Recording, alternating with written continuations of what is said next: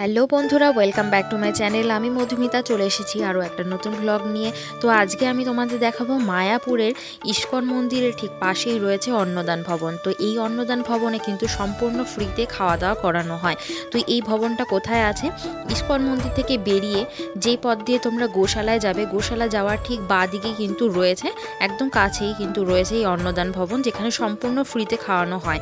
তো চলো, সন্ধেবেলায় আমরা চলে এসেছি লাইন দিয়ে। এখানে প্রচুর লোক কিন্তু খাওয়া দাওয়া করে। তো আমরা ভেতরে ঢুকছি, এখানে কিন্তু কোনো টিকিট কোনো কিছু পয়সা লাগে না।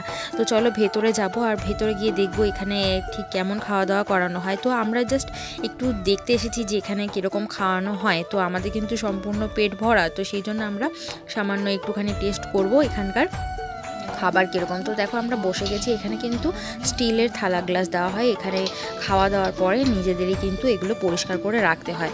তো এখানে কিন্তু দুপুরে অনেক রকমের আইটেম থাকে। তো এখন রাত বলে রাতের ডিনারটা কিন্তু সামান্য কিছু আইটেম থাকে। তো এখানে আজকে আইটেম রয়েছে ভাত, ডাল, একটা পনির আলু তরকারি। তো এইরকম আইটেম রয়েছে।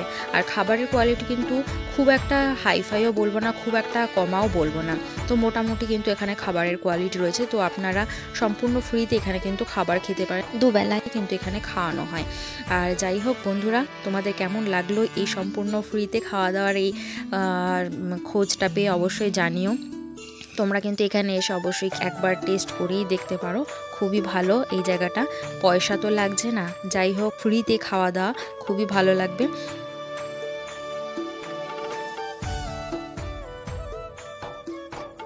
আমাদের কিন্তু এখন খাওয়া দাওয়া হয়ে গেছে, আর খাওয়া দাওয়া কমপ্লিট করে আমরা বাইরে চলে এসেছি। বাইরে কিন্তু এরকম একটা কাউন্টার মতো করা রয়েছে, যেখানে সাবানও রাখা রয়েছে। তো এটা দিয়েই সব তোমরা থালা বাসন পরিষ্কার করে এখানে রেখে দেবে। আর কেমন লাগলো বন্ধুরা তোমাদের অন্নদান ভবন অবশ্যই জানিও একটা লাইক আর কমেন্ট করে। চলো, রাধে রাধে।